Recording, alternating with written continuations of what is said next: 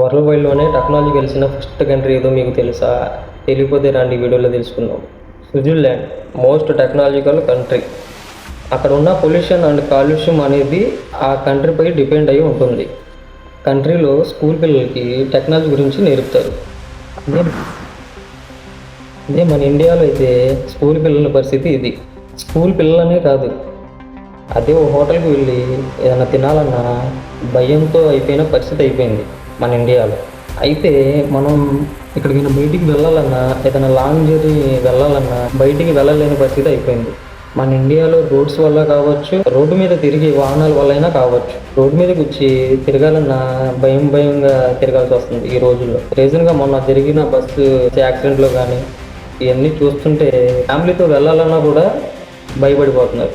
ఇది ఒకటే కాదు, మన ఇండియాలో ఉన్న కాలుష్యం బట్టి ప్రజలు అండ్ జంతువులు తేడా లేకుండా చావు బతుకు మధ్యలో పోరాడుతున్నారు.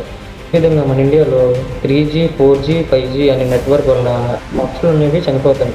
అన్నింటికి కూడా మూల కారణం అనేది ఒకటే, ఇండియాలో ఉన్న రాజకీయ నాయకులు. ఎవరైతే రాజకీయ నాయకులు ఉన్నారో ఎలక్షన్ రాగానే ఇంటింటి తిరిగి ఓట్లు అడుక్కుంటారు, చేతులు పట్టుకుంటారు.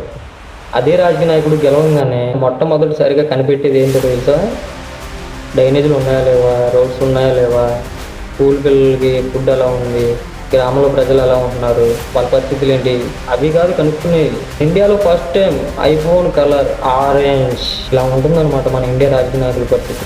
అయితే ఈ 2025లో జరిగిన ఘటనల్ని కూడా మన ఇండియాలోనే జరిగినాయి, ఇంకెక్కడా ఏది జరగల. కానీ ఈ ఇయర్ 2025 ఇదవడానికి ఇంకా 45 డేస్ మాత్రమే మిగిలేదు. ఇంకెన్ని ఘోరాలు చూడాల్సి వస్తుంది. అయితే వచ్చే 2026లో 6G అనేది ఖచ్చితంగా లాంచ్ చేస్తున్నారు. ఎంతమంది ప్రాణాలు పోతాయో దానివల్ల. ఇది మన ఇండియా పరిస్థితి.